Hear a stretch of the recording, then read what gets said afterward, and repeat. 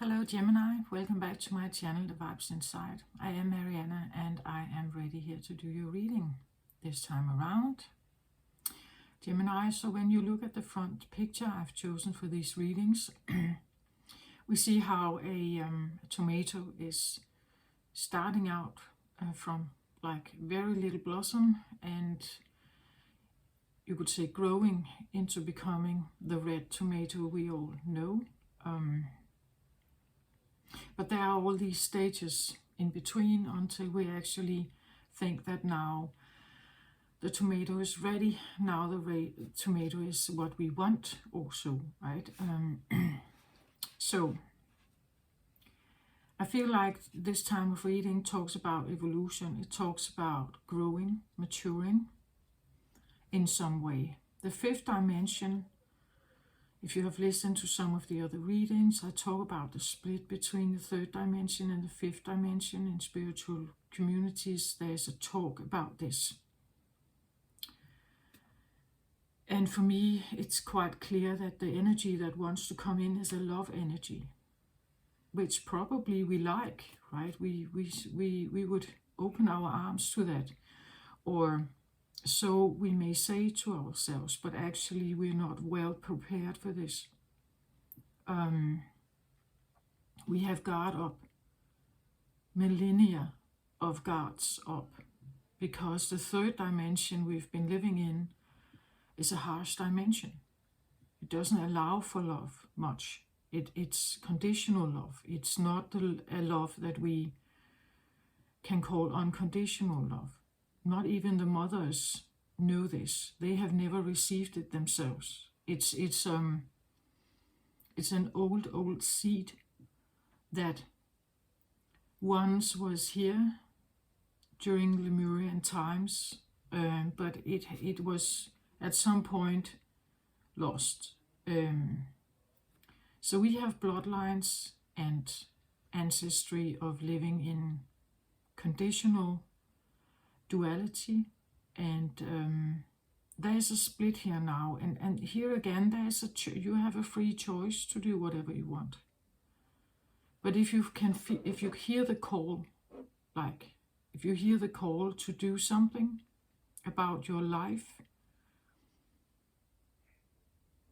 then maybe I want to say you should have a quiet time to feel into these new energies that are here, because you can easily miss them. Like the noise of the third dimension can totally destroy the incoming energy. Like it's very soft right now. That's how I feel it. It's quite soft. So if you are not tuning into it, you can easily miss it. Anyway, I'm just saying that there's an evolution going on, and we are being invited to come along. It's an invitation. It's not a demand. It is an invitation. So whether we do this or not is totally up to you. It's just not necessarily going to be easier in the third dimension. Like this third dimension is becoming obsolete. So staying there is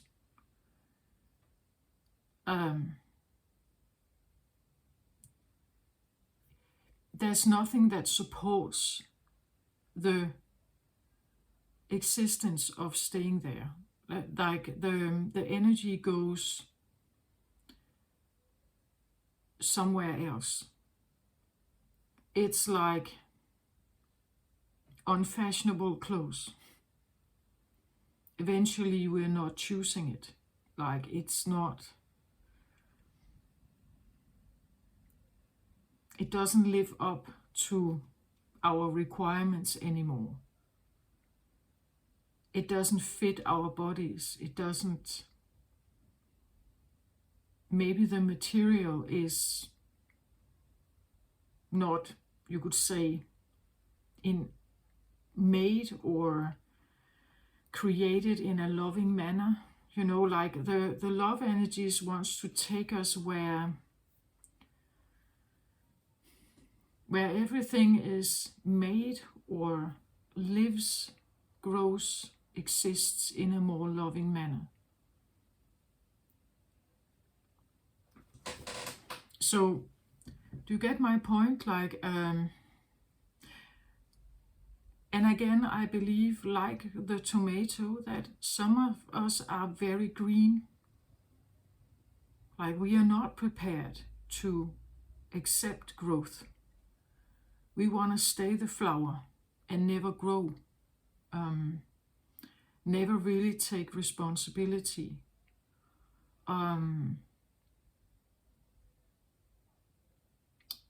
Stay in an illusion. And then others of us are ready to grow, and we will go there. Maybe you have both. Gemini, we know that you are known to be the twins. You're known to be like, you would have two sides that argue for both staying and going. Anyway, let's have a look at the cards I have for you. I'm just saying that the invitation is here. Again, you can miss it. I feel like at this time it comes in, well, the light codes have come in from the sun. And we do have the sun here actually on the table for you here. But there's another energy. And to me it feels very gentle and very kind, and it's almost like it's a bit like it wants to come in, but it's very respectful, right? It doesn't want to force anything. It's a very kind, non-aggressive energy. At least I can feel it. But you have to be a bit still to maybe even find it, right? That and there can be a purging that is needed also to even hear it or pick it up.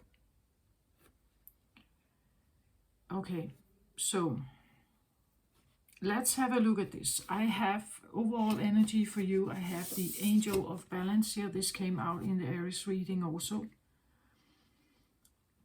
In the Aries reading, there was a feeling of still stand after some kind of troublesome battle, you could say. And Aries wasn't even aware that they got out. Or maybe they were aware, but they were kind of wanting a reward. I overcame something wild, so where's my reward now? And I told Aries that the reward is the peace. That is the balance of the yin and yang in the dualistic world. That when something is very turmoil, there will be a stillstand. That is the balance. So I have this card here as, you could say, as overall energy. So this could be something that is like in your face right now, right? It's like it could be a wish that you have. A wish for some kind of balance in your life. But it's clarified with the medicine wheel. And the medicine wheel today actually comes across as like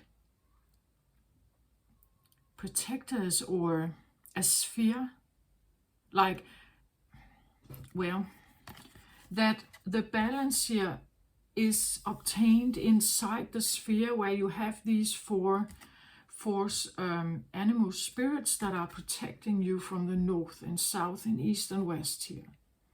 So it could be the feeling that in a certain place, maybe at home, maybe I don't know, maybe at home with your parents or something, there is a certain feeling of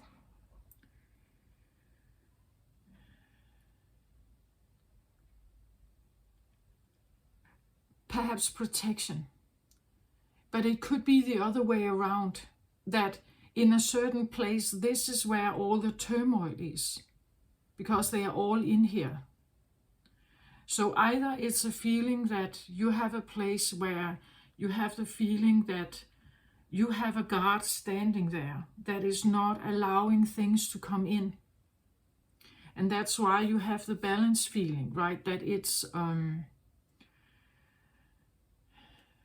that the balance is, yeah, I get most like protection. It's just when I look at the camera and I get the reflection here, sometimes I get another message, right? And then the second message is that, interesting what I get here now. It's like the protectors that you believe are around you here can actually become your turmoil. This is interesting. Does that make sense? Like this can be all you think about. Like the balance here of something, keeping things calm and steady and so on. Now rely on those. Like you know, like if you, I don't know, if you rely on certain people to keep you balanced or something, or within, it's like there is a space or a home, or it can be anything. Maybe this is at work. Maybe you find the balance in your life when you are at work, and this represents your workplace, a hobby, a space where you are, I don't know, tuning in on something. But it's like, and this is the yin and yang of everything, right? That, yeah, there may be a feeling of balance and peace and, you know, like relaxation or rejuvenation here. But at the same, it's like this becomes a codependency. Does that make sense? Like,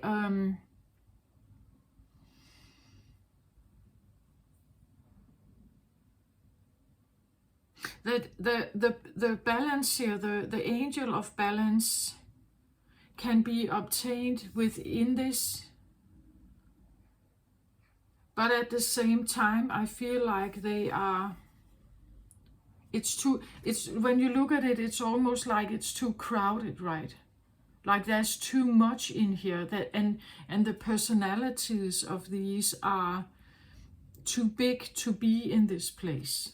That's not at all what necessarily when I read in the book, that's not necessarily what I get. But that's how it comes through today, that something that you regard or has been regarding as your guardians, it's almost like the space has now become too little, small for it.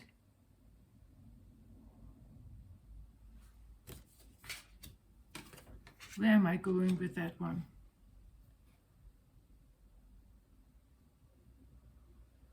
Or we could say that the awareness about this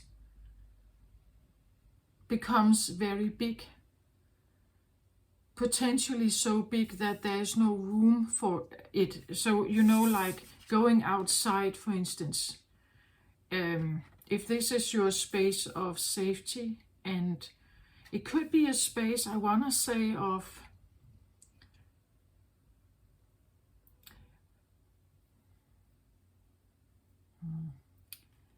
some kind of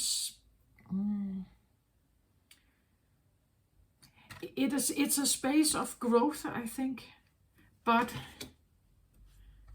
when you are there, you get so absorbed with it, or they talk very loud, you know,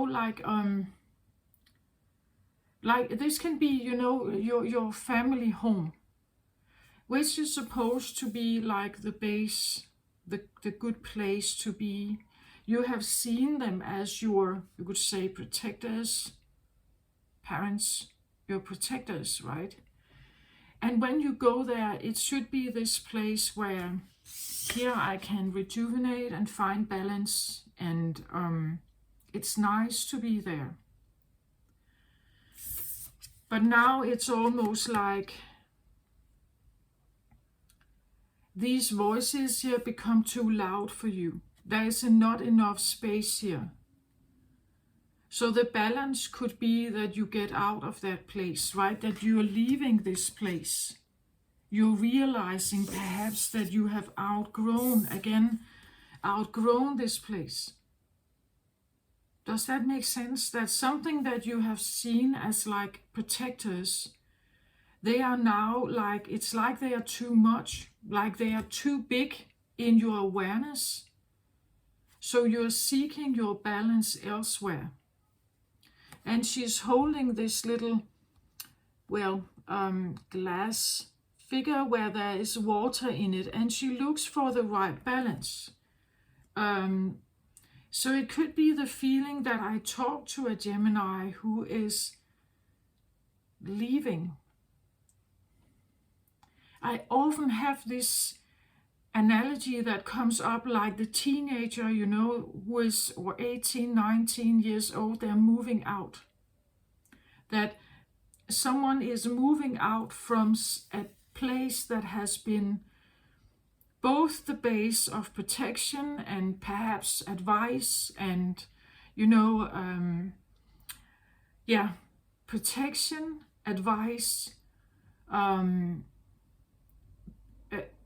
where I was supposed to be and be protected and safe, and I had my needs met. I had, water, clothes, everything. There was guidance here, but it's like it has become too big. Like now it's like, now it just feels maybe like a nuisance, right? That it has outgrown there's something about growth in these readings here, that something has outgrown this place. And it's now going out there on its own, seeking for some kind of balance, because here once it was maybe protective, but also I feel like loud, like that somehow it's loud, or like they can't seem to. It's like four voices that speak at the same time, and you can't like, what's going on, or they are all in your room at the same time, and it's like you can't decipher which one to listen to, like which one is the right guidance here, and is it even the right guidance for me? And I feel like someone is, like, and she is young, this one, right? It's this feeling that I have to go on my own search somehow, that I have to go out there and search on my own. And it goes quite good hand in hand with this page of Gabriel that is at the bottom of the deck, actually. And I kept being drawn to my candle flame, as it's just right beside me here. When I was shuffling, it's like I kept being drawn to, like, looking at the flame. Normally I don't do that, but it was 3-4 times I kind of was drawn into, like, like this. That's how magnetic fire can be. It's like you get drawn into it, and it's like you just lose yourself in it almost, right? The feeling that I have to go out there and seek my balance somewhere else, because this seems like it has outgrown. I have outgrown it. Again, I said something about like the world is obsolete. And that's what I get, actually. That's not a coincidence, right? That something about that a world that I come from is obsolete. And there's a new world beside me here where new can happen. It offers something new. And here, maybe an excitement or a desire that would go with the flames, right? A desire to go out and figure out what is my balance here. And maybe also not balance, right? You will figure it out. Again, she's carrying this, and there's water in it, right? And when she carries it, she will figure out if suddenly, like the water surface is suddenly making like a different, here it seems more or less balanced, right? But like it can tip depending on whether you stand on a hill or something. So you will figure out if your scales are in balance or not. It seems like, I feel like a feeling of being a bit, I don't know, fed up, but again, something seems obsolete. Like, I don't want to listen to the advice of others, perhaps, or those that you have normally listened to. As I said, maybe your parents, maybe certain friends, because they may come in with, like what they believe is a good advice for you, but when it comes to it, you have to find your own. That's what I feel like is here. And it's probably in your awareness, this feeling that like you can be either or. Like you can be the parent that is watching someone leave here, right?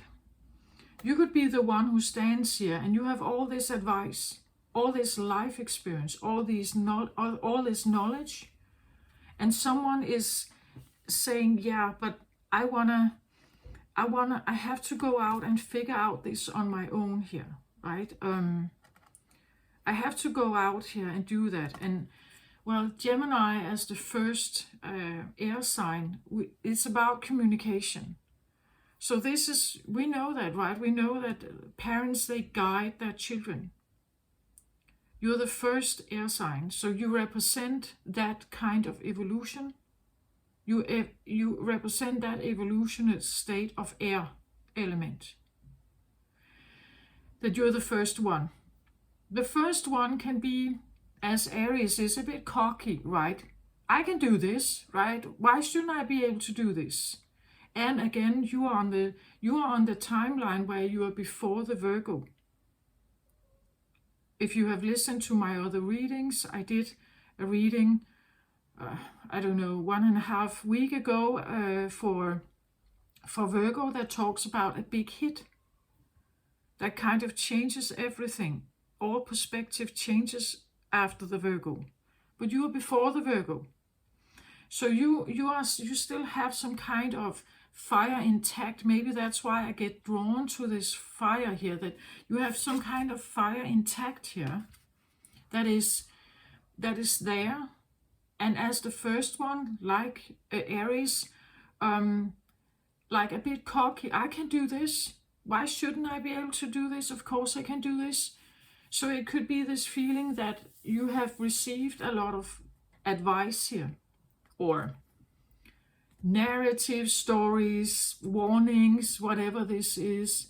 And for a certain amount of time, for a little child, it works. But then at some point, Gemini decides, I want to go out and see if this actually works. I have received all this kind of knowledge. It could also be the feeling my brain is full, right? There is no other room for me now to put in more. Like I'm full here, right? And so now I go out here with this knowledge. I have this knowledge, but at the same time, I still have to go out and see if I can use this knowledge out there, right? So when I start communicating with others, whatever advice you have received here, whatever has been your protective bubble when you grew up, perhaps, is determining how you go out there. it's not that you when or how or that you are going out there. You are going out there. We all know we are. We go to school, we go all kinds of places.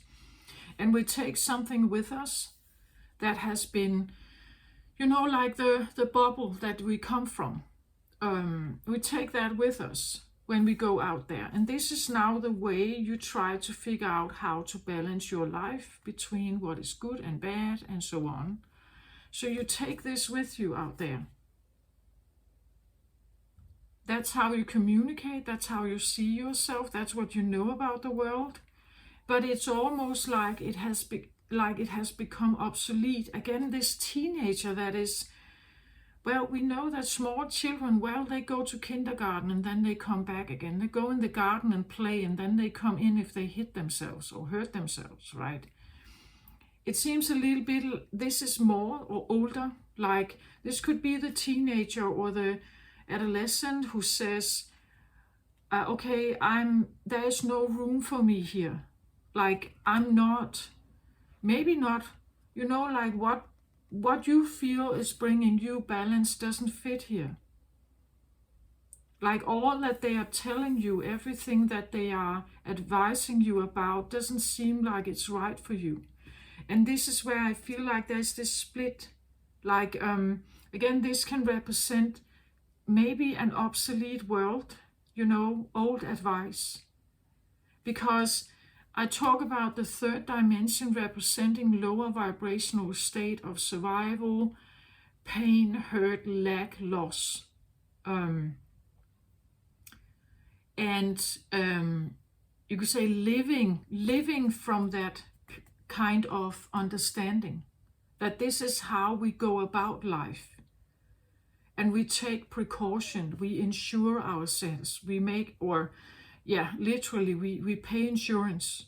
Where this is someone who says, yeah, but I wanna go somewhere else, right? There could be a feeling of like a split up, and something seems obsolete somehow. Something seems obsolete.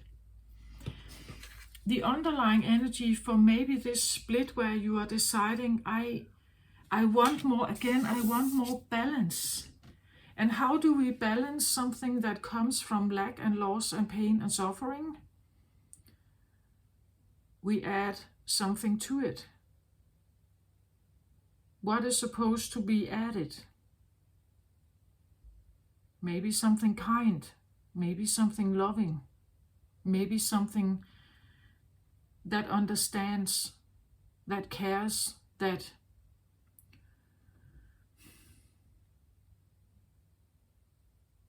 like is different, definitely different, right? So the angel of balance here would go and look for something here that is different than this, I feel like. This is not necessarily bad, it's just, this is like one of the green tomatoes in my picture. It's not ready to evolve any further. It stays where it is. It is absorbed, it's filled up here with all the warnings, all the experiences of lack and loss and terrible times and suffering and everything. And this is what you have been hearing all your life. I'm just saying that it seems like there is an angel here. It could also be, like an angel of love that comes in here and walks by someone like this. Like being touched by something here that wants to come in and offer something else. Like if your brain has been totally occupied with preventing the doom, like preventing that life gets bad. So you are avoiding things. Someone comes along here and they are different, right? They're different. They come along here and seem like they have some kind of balance. And you could be thinking, how is that possible? Because I am all like in this world here. I must say though, I get more like this feeling of like something is obsolete here. And even though it has been something that has worked for you, perhaps, again, I saw it like it was protectors around you here, right? And we can talk about ego mechanisms here, that we put walls around ourselves. And each wall there's a narrative there, a story. And maybe we assign a protector, a guardian to it. And every time we experience something that could somehow trigger this becomes red, right? There are alarm signs in your mind or brain that kind of come up, and you become aware of it. And normally you get yourself away from that. So we avoid some kind of trigger. We are avoiding some kind of, again, the protective mechanisms that maybe at some point you listen to it, you grew up with it. You grew up with a family storyline, bloodline. I said that, didn't I, in the beginning? Like bloodlines of suffering and everything, and it's like and it's so full here. There is no room for anything else. Like this, and it's almost like a closed off cycle that living in here is like it's almost like a matrix of its own. There is no room for an like new awareness in here, because this takes up all the space. There's very little room for growth, I want to say. So this feels, today it comes across like a stagnant energy. Once it was protective for you, perhaps. You learned to live in it. You grew up with it. And it's somehow it got you to where you are now. But I get the feeling of like wanting to leave it, right? Like I want something more that can balance some of this out, right? This feeling here that it's like it becomes too crowded. And seeming like I wanna, I have this like the teenager, like they have outgrown that place. They're too old now. They have their own will or their own way of thinking or their own identity. And now they go out there.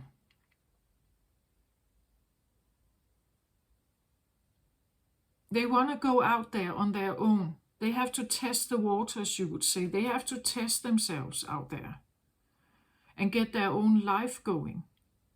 So this can be anything. It could be a relationship, right? That just seems like if I stay here, right? If I stay here, I'm stuck in this. I'm stuck in this pool.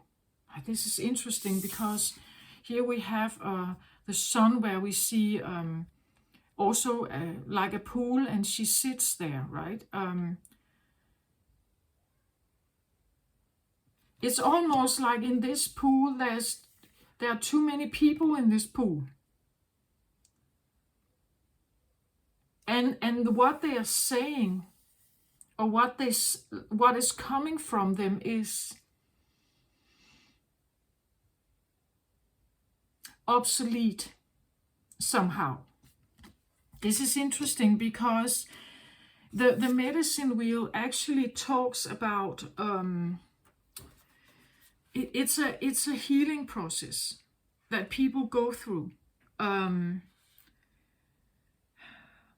manifest clear blue skies in your life, it's important that you take a look at certain aspects of your being. Enter the medicine wheel from the south and reflect on what you are still clinging onto from the past. Continue to the west and notice which relationships are toxic and drain your energy. Step into the north and ask yourself, Do I know my passion and show it?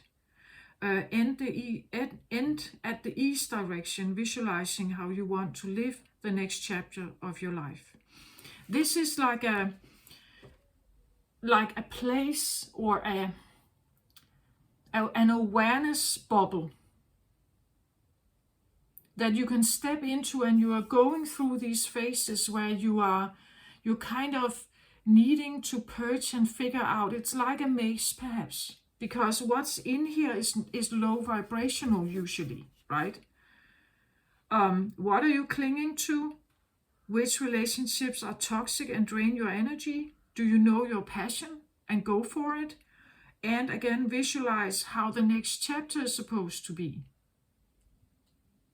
And it's like this pool or this bubble, realm, or I feel like awareness bubble. It's like you've been here and you have done this. A bit like the Aries reading that maybe that's why I was drawn to the flame, because Aries is fire, right? That there's something about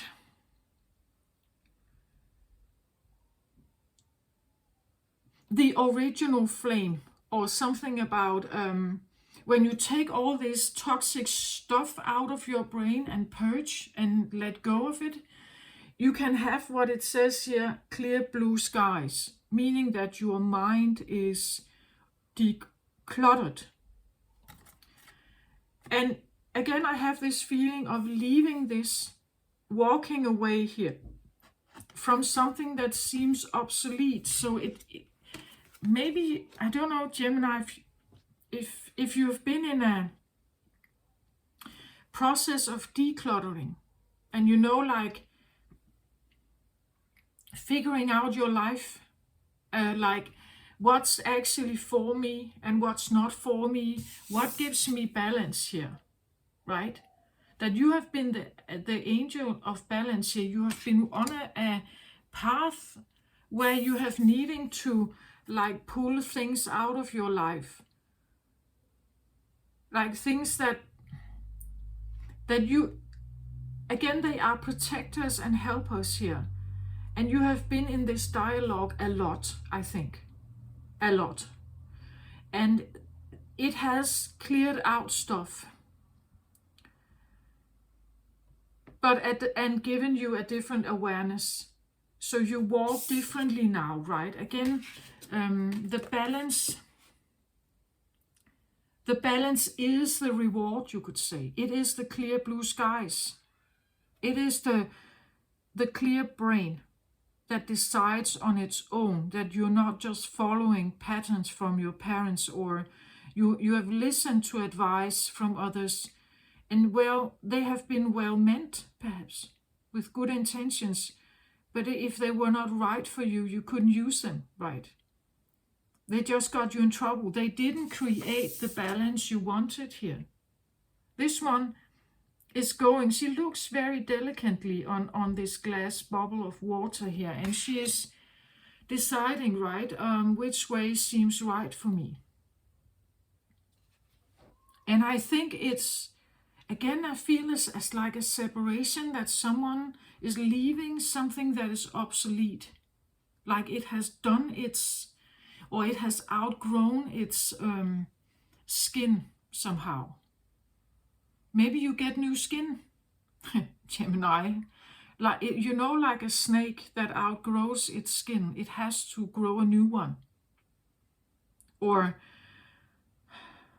isn't there something about that, like a snail, that when it outgrows its house, it sheds it and grows a new one, or finds a new one, or something like that.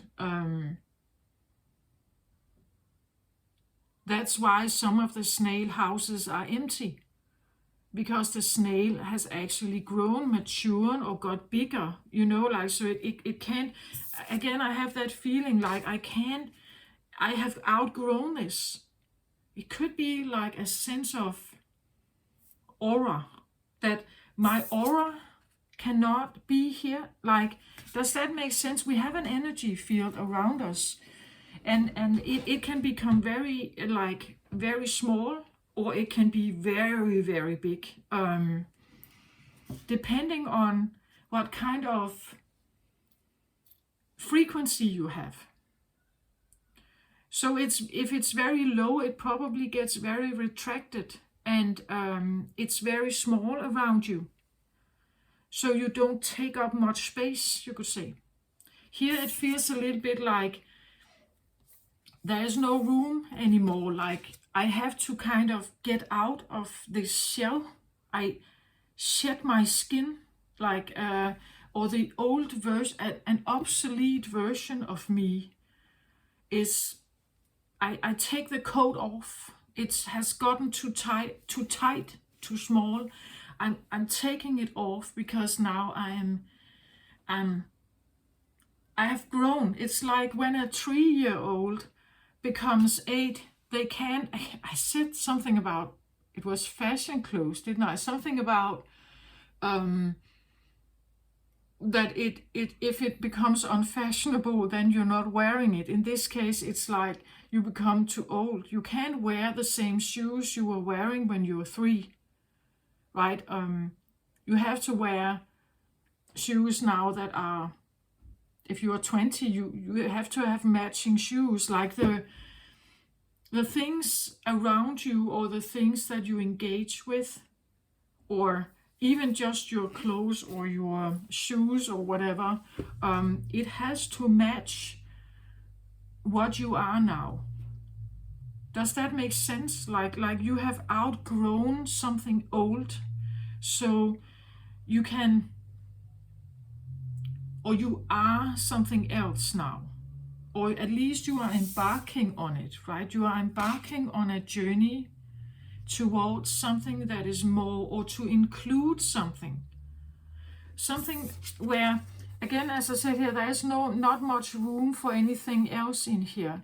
It could be that this has been your existence, and in here there's primarily pain and suffering and, loss of money, loss of loved ones, worrying, anxiety. How can you let love in here? Or just the idea of good times. Like good times have place like this, and then the rest is all of this. Like 90%, 95% of your life is worrying and loss and pain, and then you have maybe room for 3% joy, right? That is definitely out of balance. We should have a more like a 50-50 yin and yang experience, right? So if that's the case, it's like you have been living in a world, contracted or regressed state of being that has been playing with the third dimensional energy a lot, too much, I want to say. And you have kind of, you have been here and you have talked and purified and cleansed here, and now it's like, this can still call me. Like I can hear the voice that it wants to call me back. Like friends from the past, stories, experiences from the past, still wants to call you back into this existence, like old friends calling. Oh, they want to hang out. But you know something about those friends now, right? You know that usually whenever they turn up, something bad happens, or they only want you along because you pay, or there are second agendas with them, and it's not kind, and they may come in just with they want things done in their way. They want to go partying, they want you along, but they want you to buy into whatever they want to do, where they want to go, what they want to drink, what kind of party they want. So they just want you like a hang along, or like an attachment somehow. But you know that now, right? You know that whenever I am in tune, or I'm somehow touching upon things like this, it's never really offering me what it is that I want here.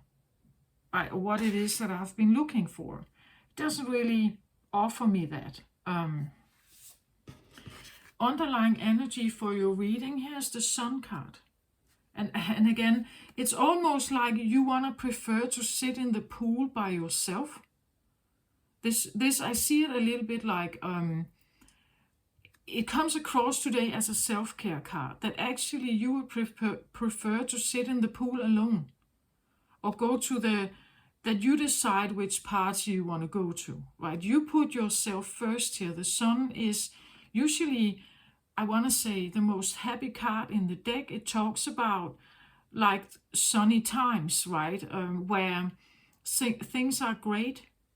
There's abundance, there's a lot of light, spotlight perhaps. But I feel, again, it's a self-care card. It's something about putting spotlight on yourself here. Like, not in a necessarily a selfish way, but there's this idea of, okay, so if I would be in charge, where do I want to go, right? What gives me the best sense of balance here? Maybe I should sit in the pool alone, right? Instead of listening to all these here, right? That it's kind of obsolete for me. I want to go, as I said, like the angel of balance wants to leave the wheel, the medicine wheel, right? So it's leaving to do this, right? This has been, because it's underlying energy, it's an energy that has been working or lurking in you for a long time. Like, this has been on your mind, and it's clarified with the crystal keys here. This has been on your mind, or, you know, like subconsciously working in you. Maybe you have had awareness of it or not really, but this is what is coming, like, toward this. It's a driving factor. I call them drivers, because they drive this forward. They drive this forward in you. They drive you towards examining what has been in your awareness bubble. What was toxic, what was not, all this stuff. What did you cling on to, or old stories, old narratives.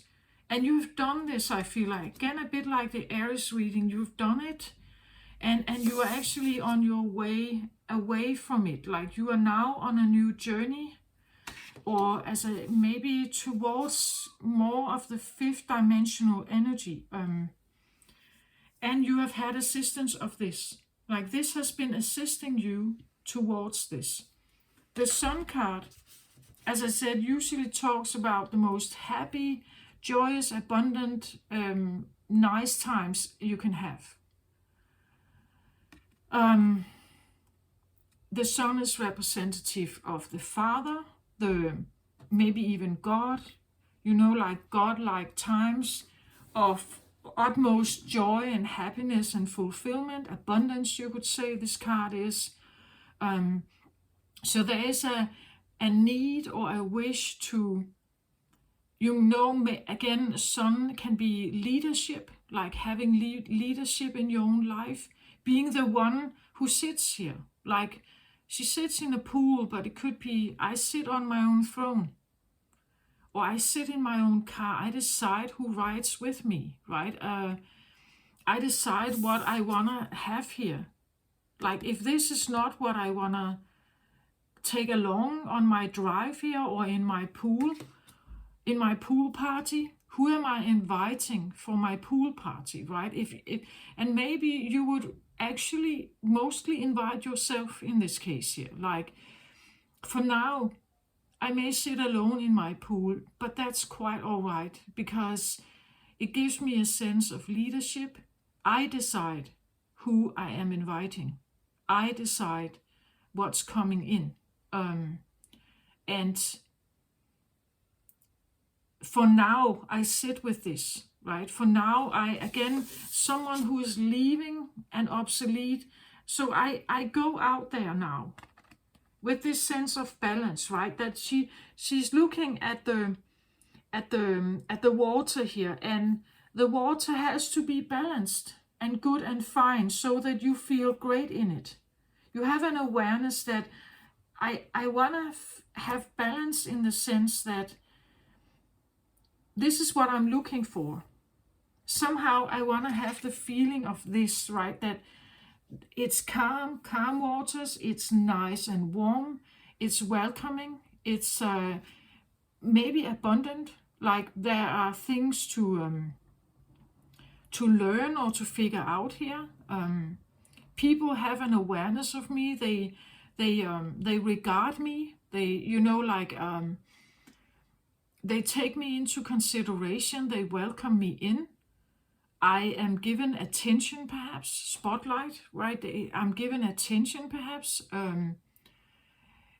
But at the same time, they are realizing that I am in charge of my own world, right? That they are not crossing my boundaries. They see me as someone who sits with like my own leadership here.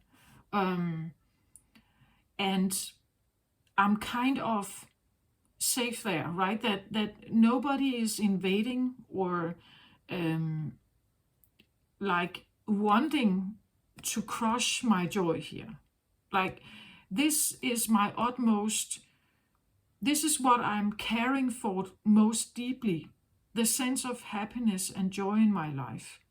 And if it means that for a moment I'm not inviting anyone in, because I'm actually more happy on my own here, at least for now, because I just got myself out of this, a pool with too much noise, right?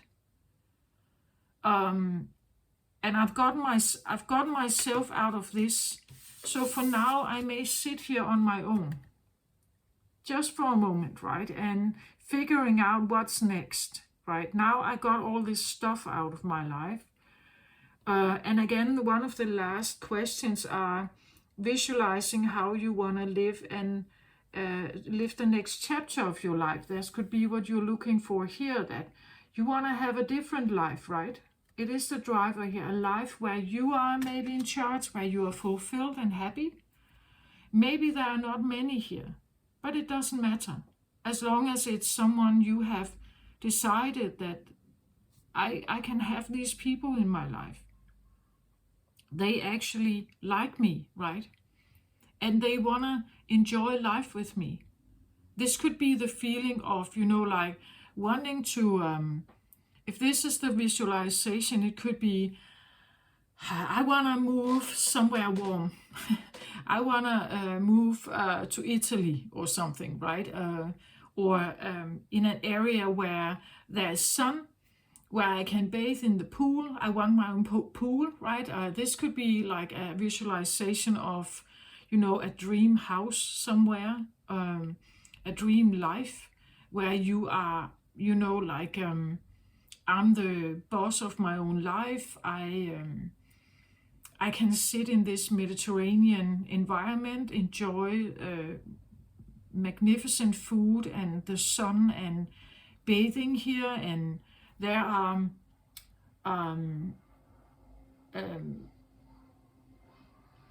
I'm nurtured here, right?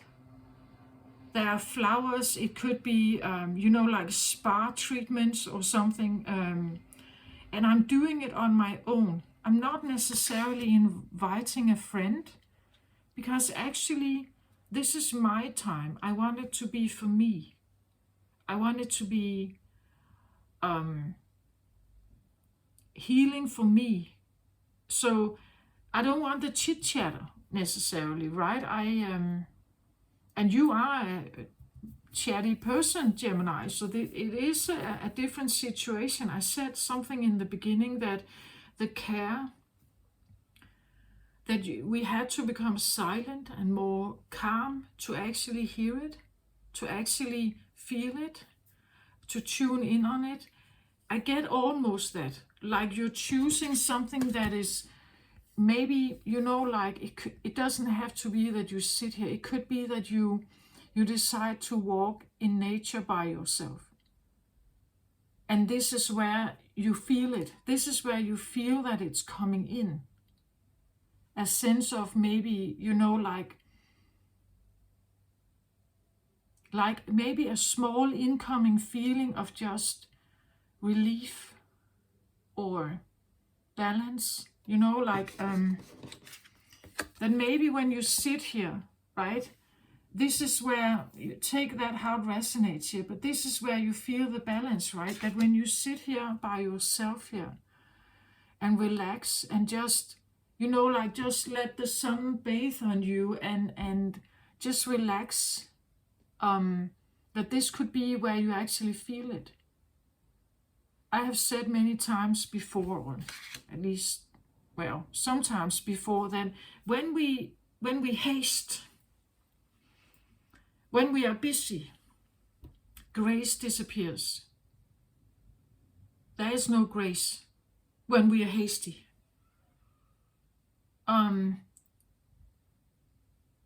Like the and grace, I also connect grace with mother, like the motherly touch that is calm and maybe sometimes slow, right? The reason why it is a mother touch is because sometimes it is slow and it's kind. It's not like this, right? It's not like that, right? There is a certain touch to it, and a certain pace, also a certain pressure or lack of pressure, right? It's not doing like this, right? It has a certain pace. It is calm, and there is a reason why we identify that as a mother touch or a graceful touch. It's because it's not loud. It's quiet.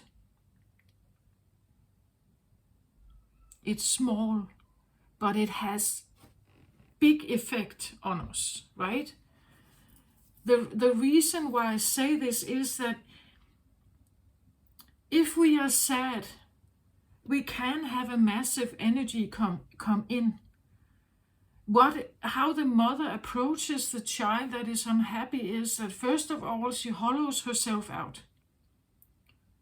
Her, if she's a nurturing mother, her ideas and her agendas are not important. What is important is that she has a child in front of her that is hurting, and the mother energy wants to nurture it and get it back to balance. So what is she doing? She hollows herself out. She listens. She's there. She stays. She's present. She is allowing her grace to touch the child, right? To keep it and to give it nurture in a calm, gentle way. That's what I talk about with the fifth dimension. It's like it wants to come in very, very gently, actually. But we have to feel it. Like we have to allow ourselves not to run all the time to feel it. Otherwise, you can't feel it. That is the fifth dimensional energy. It's coming in, but it's slow and it's kind and it's graceful, right? And sometimes that's another thing a mother can actually. And even if you hold on, you don't want to talk about your problems until mother comes in and you look at her and then you start crying, right? Because she is the only one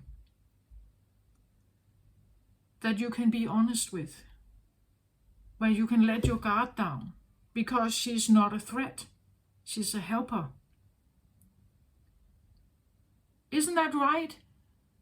You've tried to toughen up in school and something was really bad, and when you get home and you see your mother, you start crying because, oh, my life has been so terrible, right? And it's because she is that one. if she is a good nurturing mother, and not all of us have had a mother like that. I'm just saying, this is the energy that is here. And it's almost like it wants to touch you very gently, right? But when we feel that touch, it also gets us to feel ourselves. That's another thing a mother can do if she's like that. She can get us to feel ourselves.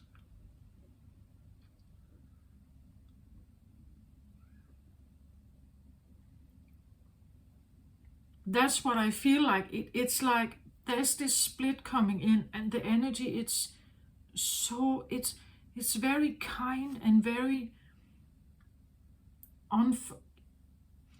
like it's like that mother. You are in distress somehow. And if a mother should approach you, how is she supposed to approach you if she wants to help you? Help balance you, nurture you. Usually she can't come in with a lot of force, right? That doesn't work. No, she comes in another way. And that's the energy I feel. Like it really wants to come in. But we have to allow it then. Some of us are so closed off we can't even allow nurture to come in. Because all we know is this, right? All we know is this. That's the only thing we know. We don't know anything else. So if something actually wants to touch us, it's almost like we don't exactly know how to do that. Especially if you grew up as a scapegoat or something. I've read about that on my channel for quite a time. If you have been in narcissistic environments when you grew up, or very unloving environments when you grew up, you have not had this gentle touch. You've not had a gentle touch. And I feel like you are probably searching for it here, or you are aware of it, like the gentle touch that allows you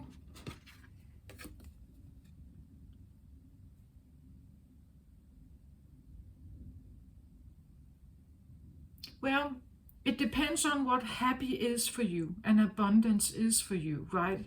What does that mean? Is it only money? Or what if the world could be kind? Would that be abundance and happiness, right? So the Sun card here, take it how it resonates for you. But if you have been looking for grace, and somehow I feel like I want to say grace, that there's something about that mother energy that really wants to come in and be healing, right?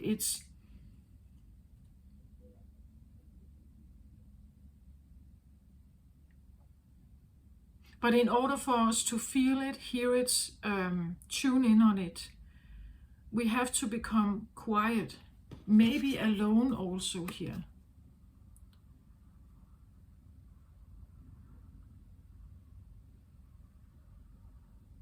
To feel it.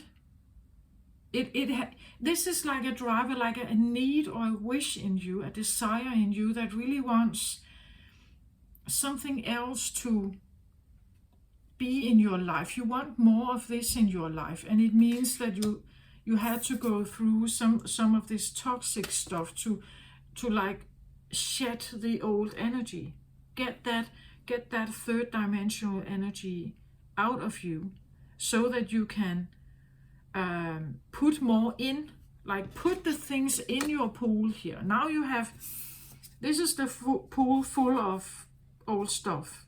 Now you've taken it out. Now you sit here and there's more room here now for something. So what do you want to put into your pool here, right? What, again, as I said, who are you now inviting in?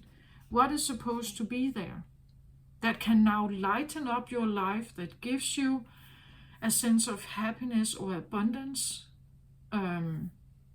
feeling more aligned with your life, feeling more balanced in life? That is what is here. The crystal keys talks about hidden wisdom codes. It talks about potent information, Lemurian seed crystals, seeing your triggers as a gift, awareness of drama creating patterns, healing the earth by looking at your inner environment, and healing through awareness. So, as I said, it goes hand in hand with the medicine wheel here, that you look at drama creating patterns that are unhealthy or toxic for you. You heal by looking at that inner environment. It can be both inner and outer. It can be a tape recorder voice that is in your mind that just keeps going there. What you should be doing, what you ought to be doing, what you cannot be, how bad you are, whatever, shame, guilt, blah, blah, blah, blah, blah, that goes on in there. And you heal through that awareness that you get. Again, look at how big this is and how it's kind of just bubbling and here. You know, that's what I feel like. Is like the brain has so much stuff going on, and it has been in this growth process, this evolutionary process of healing here. But it doesn't have to be that it's quick or that it's easy. Like, I see it like a labyrinth or a maze. Like, there are so many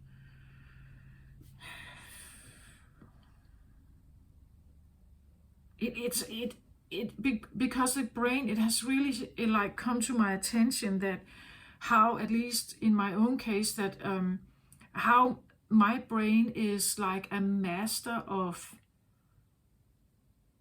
creation. Actually, it creates all kinds of loopholes and rabbit holes, and if it serves in some way, if it has somehow protected me or helped me, my brain was willing to create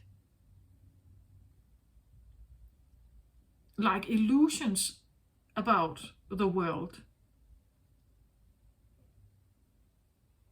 for somehow me feeling safer or happier. Then I created like some kind of illusion, right?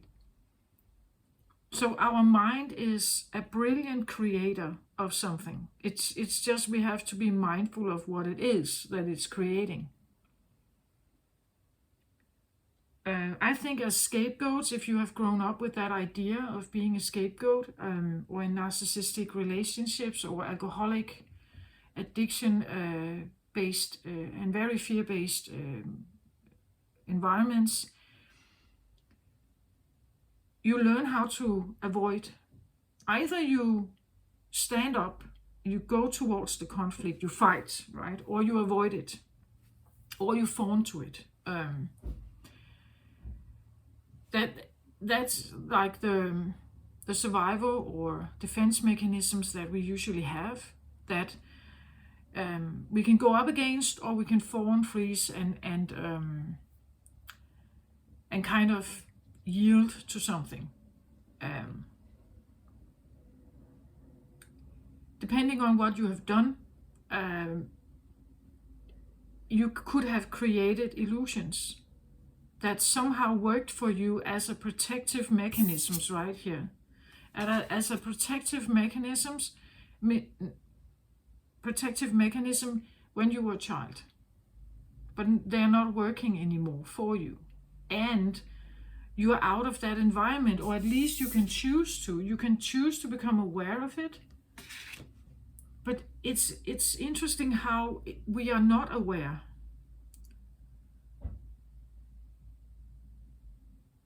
Until you go into the medicine wheel and actually decipher what's in there. But actually we are not aware. Most of us stay as green tomatoes. We don't want to go through the evolution, because if you want to go through the evolution, you have to face these things. Why you created this version in your mind, why you took the advice, why you let yourself be molded by others and so on.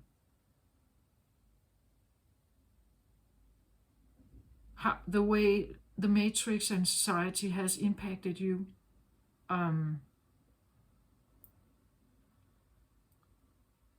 That is, yeah, I think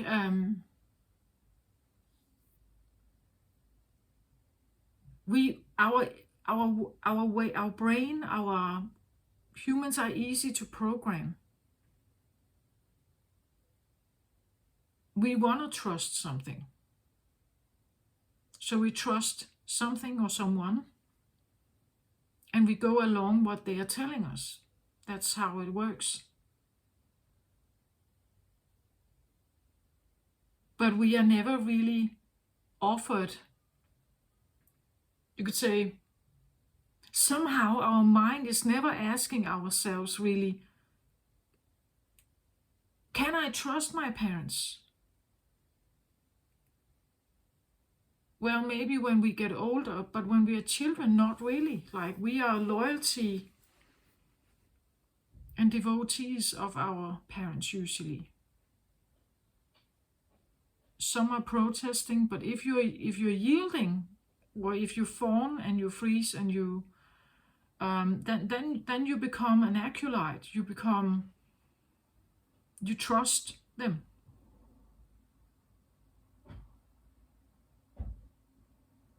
And here it seems like you have been going through a process like cleaning out your closet of every unfashionable clothes or undesired or too small clothes for you now, because you are growing, right? You are maturing here. You want your own leadership. That's another thing about a yielding acolyte usually never really grows up, right? They always stay like a devotee to someone, like a codependency thing, right? This is something about leadership, like wanting to stand on your own 2 feet, being your own individual, right? Being your own identity, that you want all the clutter out that maybe belong to your mother or father or brother or sister or others that has nothing to do with you. Like these two here, they go really bad together. Because here you can see she sits in the pool alone. She decides. In here, there is no room for her, right? Because others decide. Others decide. This is where you are, I want to say, almost brainwashed, right? That others have gotten in and occupied your brain. Society, moral, tradition, what your parents have told you, like everything you learned during your upbringing, what to trust, not to trust, what has value, what has no value, judgment, everything that's here, right? But it comes from others to you, and it occupies your brain. So like this is your awareness bubble, as I said, could be your brain, right? That we talk about here. It's like now you have clear blue skies here in your brain, and you are the one who is in charge of it. It's like sitting in your own chariot now. You take rulership back, right? The crystal keys, it says here, Lemurian quartz crystals are special pieces of clear quartz with indented ridges running around them. They are known as seed crystals because they are said to have been found individually, buried in sand and earth, rather than attached to a larger cluster the way most crystals are. Aware of their oncoming destruction, the Lemurians imbued information about how to avoid a similar catastrophe on crystals and buried them. The ridges on the crystals are believed to be Lemurian inscriptions. These crystals are reappearing now as the knowledge is again relevant.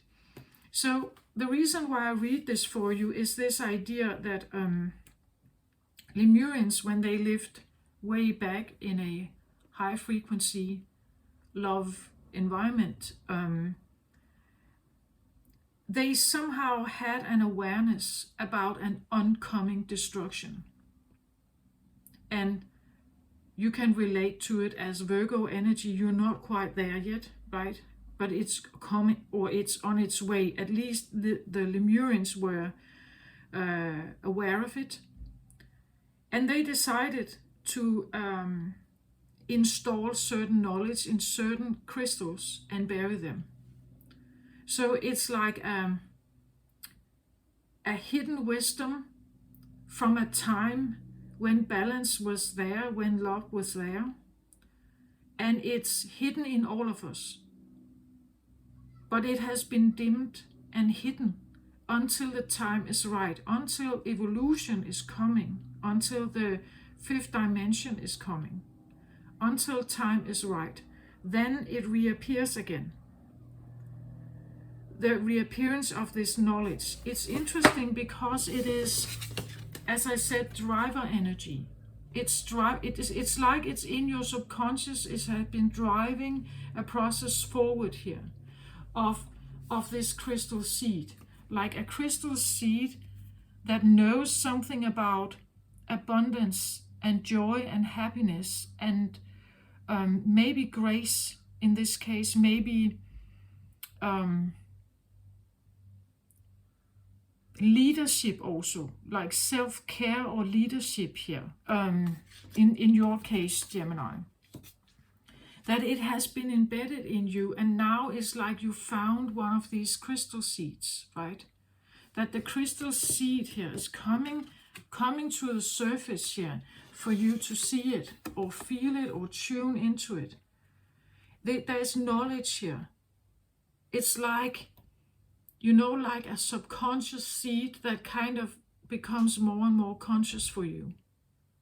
It's like maybe when you stepped into this medicine wheel, you weren't even aware why you did it. Like maybe it just happened. That suddenly you found yourself in like second guessing something about the world around you, the people in it. Maybe again hidden knowledge, some kind of knowledge came to the forefront that if I stay here, it will be disastrous for me. I have to get out of this, right? I have to get out, and the way I get out is by walking away from something and seek more balance. I look for maybe the love frequency, right? I look for something that it has to feel right. And I have to take some kind of leadership back over my life. How it has been, I have to purify, get stuff out of my life, thought patterns, people. I have to get it, like at a distance so that I can have more clear thinking.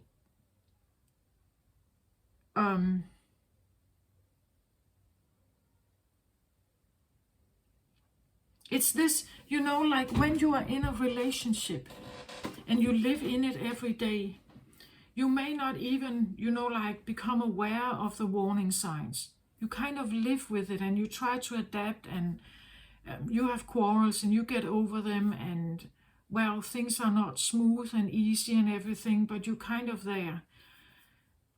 But when you get yourself out of that relationship and it's a distant, it's further back. Now maybe a year has gone by or two, and you reflect on that relationship, and it's like you can see all the warning signs, right? You can see, I should have left at that time. Why didn't I leave at that time, right? Or how could I miss that? Like that signal is so clear. How could I miss that? Or I saw how I changed. Like I became something totally different than I am today, or what is actually me. Something took my leadership away, or some I became highly codependent in that relationship. I see that now, right? But when we're in it, we can't necessarily see it. Like when we are totally embedded in the drama here of something, we can't see it. So we have to like create distance to it, right? And get it out away from our awareness so that we become more, like detached from others. When we are detached from others, this is where we could even see this like your energy field, right? That the energy around you, nobody else's energy is in there. Like here it feels like it's in there and enmeshing with you. Like you are regarding it, you think about it, you're trying to avoid conflict and all this. This is like a maze where you're trying to just adapt with what's there. Here it feels like you have cleansed it. Like you now sit in this pool where I have now a pool that is clean. Again, it's water. She sits in water. Water can be emotions, it can be consciousness, it can be both linked together. Like the more cleansed or unpolluted you feel, the better you may actually, or the more vibrant you may seem, right? The more straighter you stand. Whereas when this is there, you kind of buckle up, right? It feels like a heavy load on your shoulder. The more you clench and purge and actually begin to think what is your thoughts, not others, but your thoughts.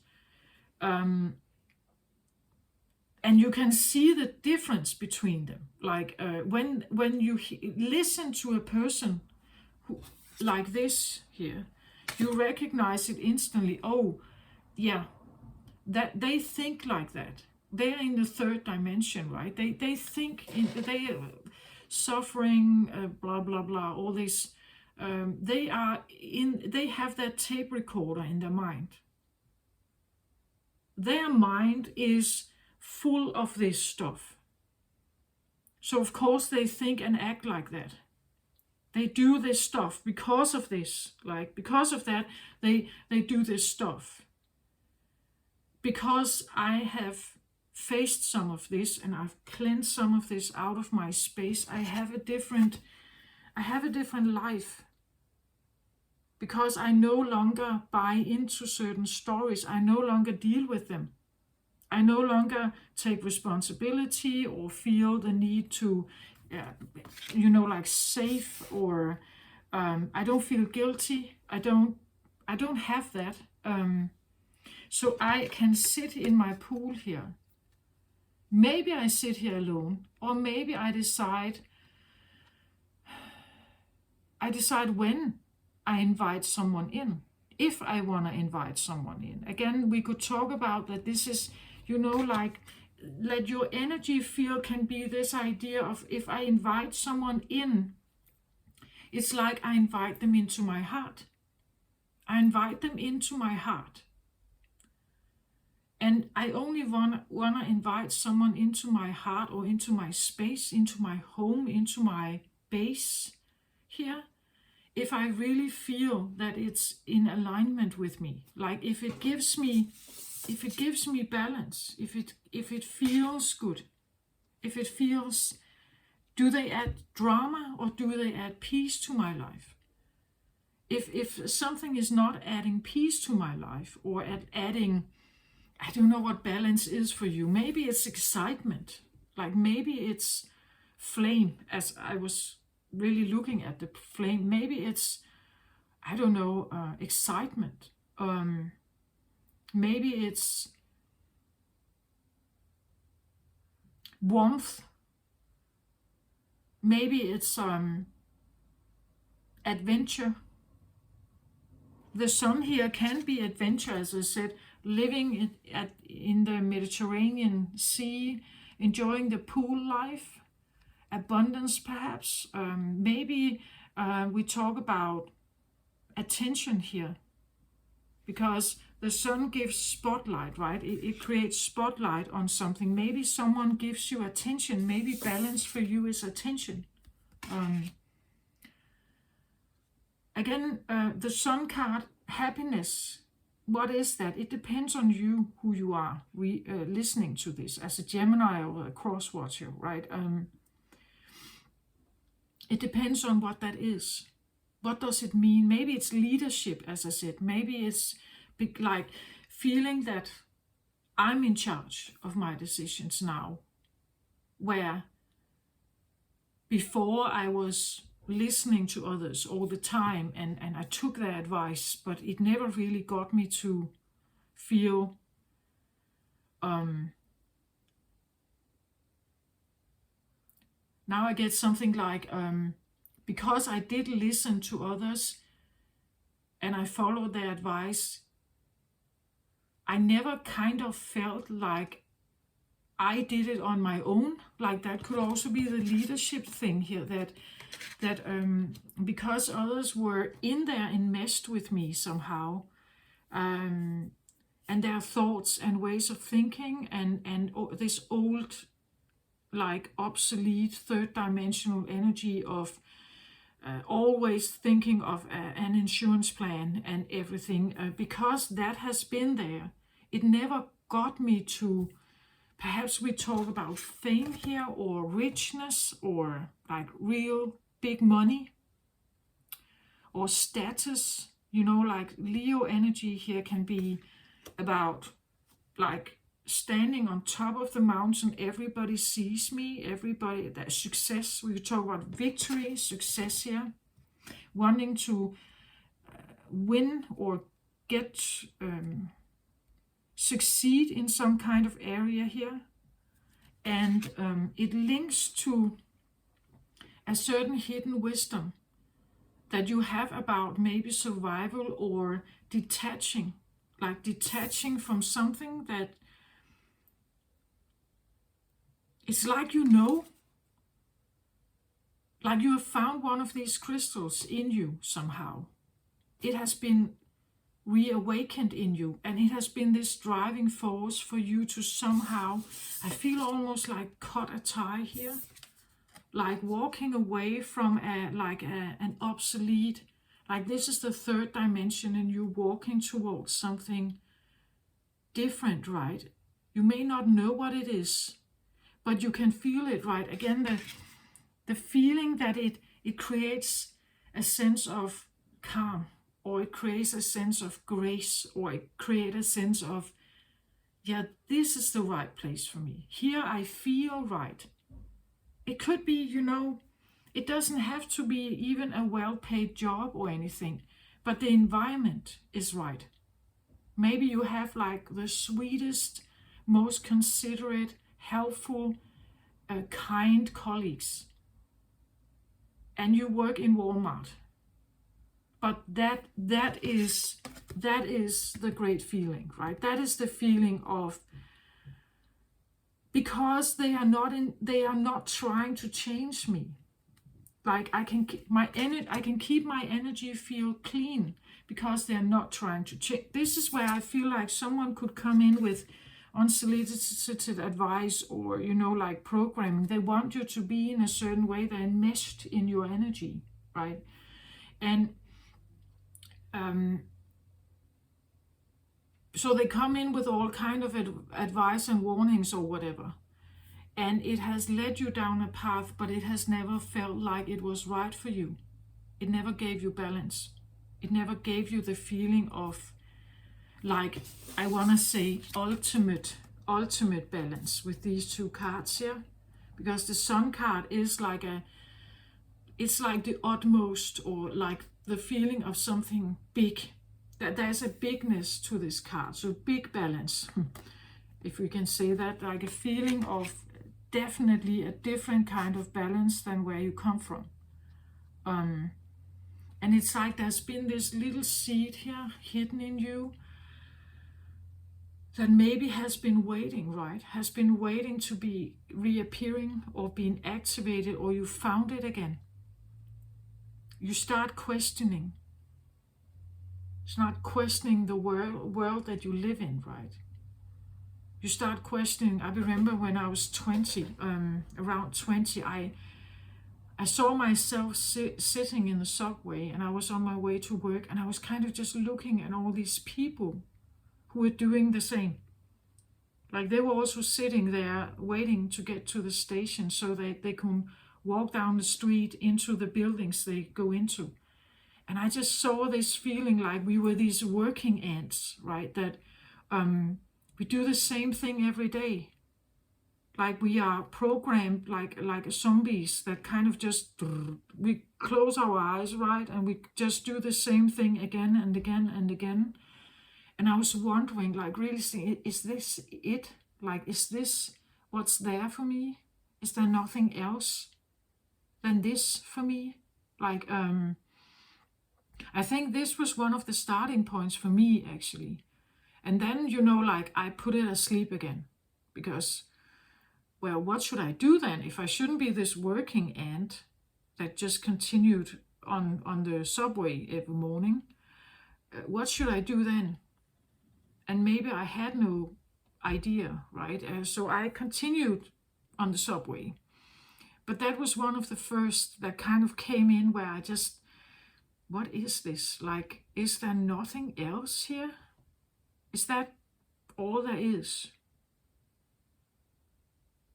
Because work, maybe that was part of my programming, right? That work is going to make you happy. You can get the money and prestige, or you can get, you can design your life if you have a good job and earn your money and so on, right? But it didn't tell anything about what also comes with it. Maybe the stress, maybe late work hours, maybe pressure, or like a harsh environment, competitive, harsh environment, maybe, which may not have fitted me. Maybe it fits you, right? But again, you decide what this is for you, right? The point is that it's like you found that crystal, and that crystal has some kind of wisdom. In order to actually really activate it, you have to declutter. So you have been in this space here. And it seems like there could be something you figure out here. And maybe that's why my eyes was kind of drawn to the flame here, the flame of this. And it is a page here. So the page is like newfound inspiration, new realized dreams perhaps. Or, like as it said in the book here, visualize how you want to live the next chapter of your life. This could be like where this starts, right? That you are at this space right now where if you allow yourself to sit and just be silent for a moment and just maybe breathe and just maybe allow the grace or something kind to come in. And in that kindness, or in that openness, in that sense of balance, you may actually find something here. Something like a flame, a little idea, a little inspiration, a little maybe passion, that you realize what your real passion actually is. Or it says something about in the book, something about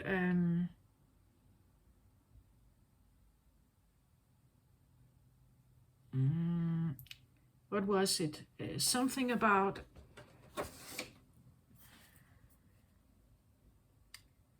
seeing your triggers as a gift. So something about something that was a problem once, you could actually use it. It turns out to be a gift that you can use. That could be what the inspiration is here, that you've gone through this healing process, but you realize that some of the triggers or some of the problems that you may have felt was prohibiting you from finding the sun here in your life, right? Is or finding the balance here. That is exactly,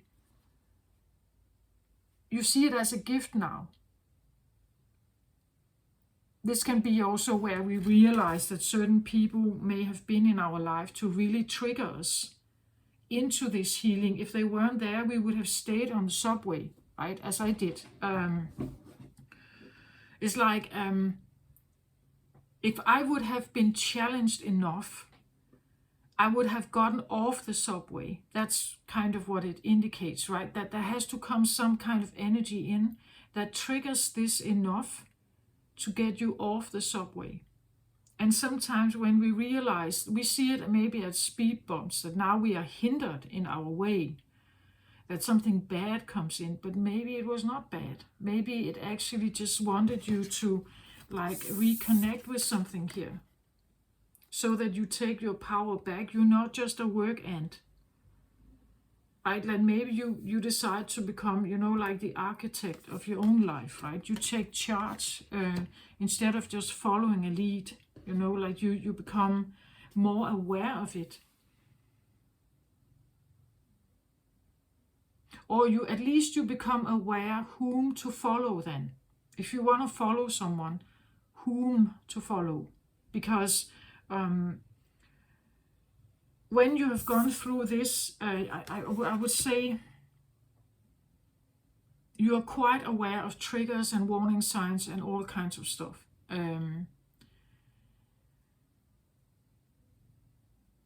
And it means that every time you are in connection with someone and you hear them talk, you will instantly like recognize maybe a pattern of something. That you can hear that they are stuck in their own mind somehow. And you can ask yourself, do I want to be with this? Do I want to follow this? Do I want to like go along with that? If I don't want to go along with that, it's probably not the right person or the right path or something. It has to resonate on some kind of level before you give you open, can see your doors. But I want to say, like, this one is, I see her a bit like the Empress. Actually, it's a sun energy, but I see her like the Empress.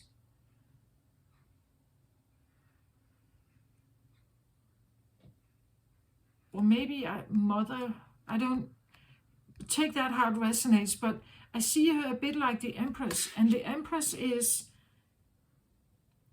she has gone through a lot of healing. Like that's why she is one of the last cards in the Major Arcana. She has gone through the 4 elements, the 4 directions. She is actually what we would call a shaman coming out on the other side. She has gone through water energy, pentacles, wands, and air. Like she has done it all 4 elements here.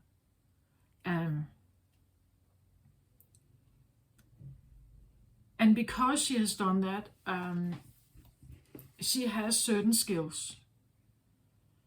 And those skills help her to maintain leadership in her life. To simply not allow something in that is polluting her pool here. She's quite aware of that, and she can sustain herself on her own. Like she doesn't need something to come in and heal everything. She doesn't need something to come in and balance everything. She is sustainable on her own somehow. And an energy like that is not needy. And usually people who are not needy, aggressive or needy in any way are actually quite attractive, right? So this is a way of becoming also quite attractive. That if you figure this out and you go through the medicine wheel and you I feel like it's obsolete. Like it's like if you it's I have done that now. So I'm moving on. And what I take with me is the awareness of balance, that no matter what I am now joining or being part of or engaging in, it has to create balance in my life in some way, whatever that may be for you. If it doesn't do that, it's not right for me. And staying true to that, showing it, right? If that is your, it says here, what is your passion? The passion could be that that you are in charge of whatever creates balance here for you. That could be what your passion is, Gemini, right? That you become more aware of that.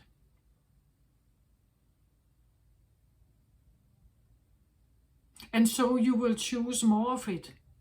Like the things that you feel like give you balance, that is right for you, whatever that may be, you choose more of that, usually. That's also how she ends up sitting in this pool and being very content and happy. And it's warm and generous and abundant and fun, maybe.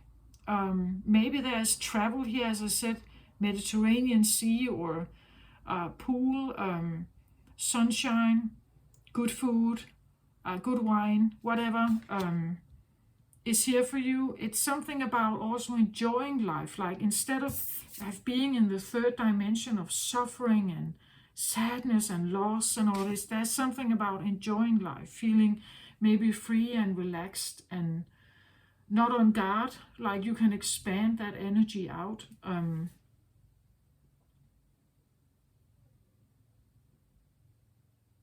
I feel like it's the crystal seed, almost like a bloodline memory. Something about that you have had this in you always. It's inherited through lifetimes. That you should be able to find this. You should be able to find this seed and activate it.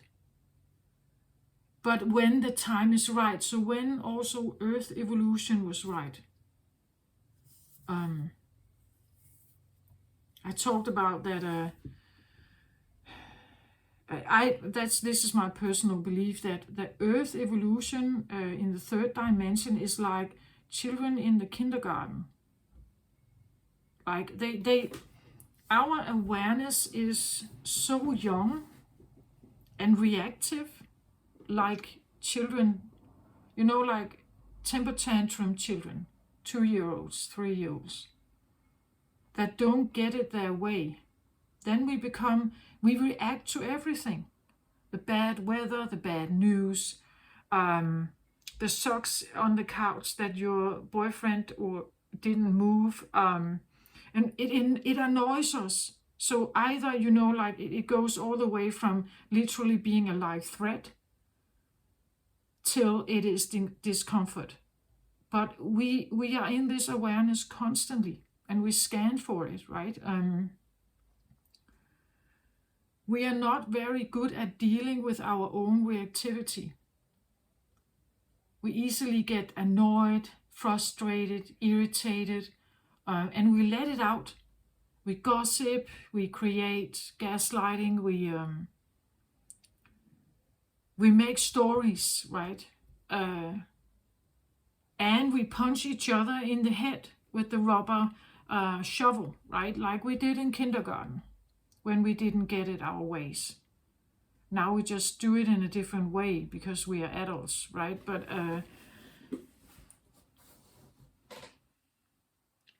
I think that we are not very evolved actually to deal with our, you could say, also fire energy here.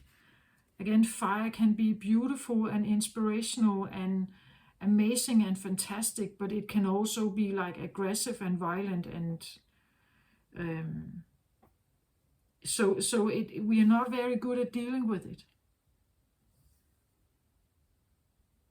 Scientists talk about that we use maybe 5-10% of our brain. What else is in there? What if we could activate 100%? What kind of human would we be then?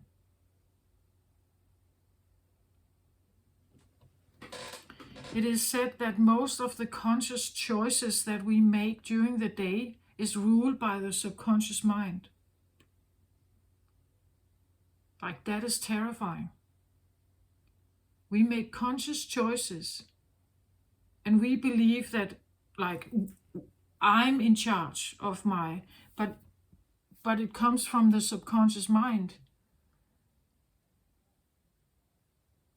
And what's in there? Subconscious mind can be the programming that we had when we grew up, all the fears we have gathered, all the trauma that we have gathered. Our triggers come from the subconscious mind. Amygdala, fear center in the brain, the reptile brain.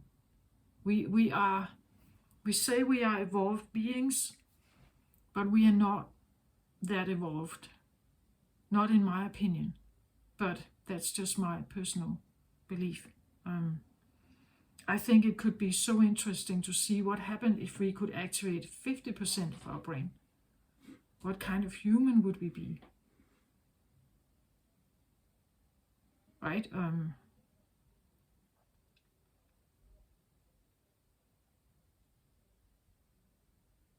And the reactivity that we have is based on comfort or discomfort, or even, like in real bad cases, it's life and death, but duality, right? Is it comfortable or is it not comfortable?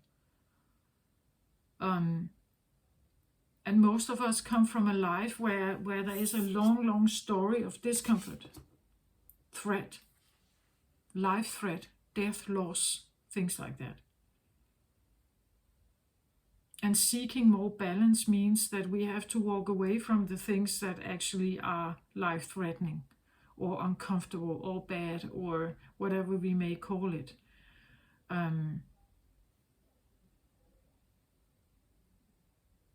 So we can seek out other people, or we can also become this example ourselves. We can change something in ourselves so we become maybe more kind, maybe more understanding, because this is what the world needs. We need the counterpart to the suffering, the sadness, the grief, the loss. We need something healing, you could say. And this is, I feel like the energy is coming in, but again, it's kind. It's very soft and gentle and tender, and it's not aggressive. You can say no to it, or you can even not feel it. Because you are absorbed in the third, when you're absorbed in the third dimension, I don't think you can feel it. You can't even pick up on it. There's an invitation to heal, declutter, get stuff out of your way here. Be true to your heart. That's what I talk about. And when you do that, there will be another inspiration coming in here, right? That is, or maybe it's just, like a life spark. That suddenly maybe you feel a little more energetic. Maybe you feel optimistic, right?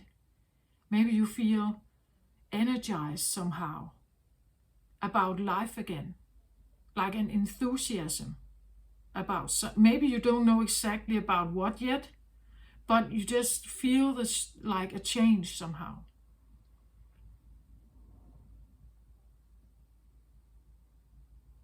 Okay, this is what I have, Gemini. I hope this helps somehow. Take care of yourself out there. I send you my very best. Love and light to you all. Bye-bye.